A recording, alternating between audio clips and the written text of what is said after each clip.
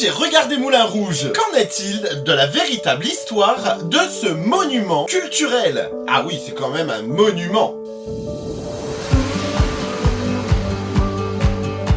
C'est un superbe pari entre deux géants, Joseph Holler et Charles Ziegler. Nous sommes à Paris à la Belle Époque en 1889.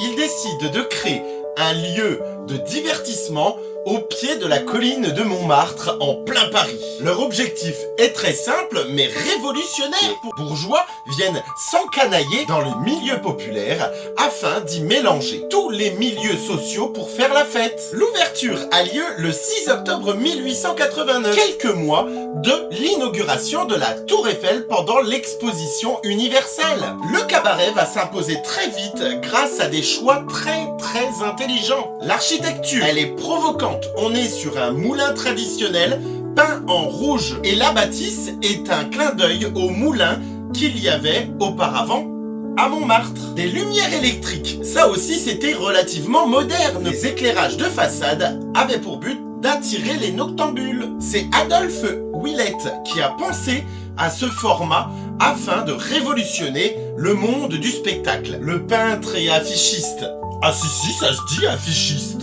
Je l'ai pas inventé. C'est un temple dédié à la danse. Il y a une énorme piste de danse avec des miroirs partout. Il y a aussi un grand jardin dans lequel d'ailleurs va trôner un éléphant. Le film ne nous a pas vraiment menti sur ce sujet. Il est l'un des rescapés de l'exposition universelle. Et à l'intérieur, on pouvait s'y retrouver. C'est dans ce lieu mythique que va naître le French Cancan. Les danseuses les plus connues, la Goulue, Jane Avril ou la virtuose Grille d'égout fascinent le public avec leurs froufrous et leurs costumes.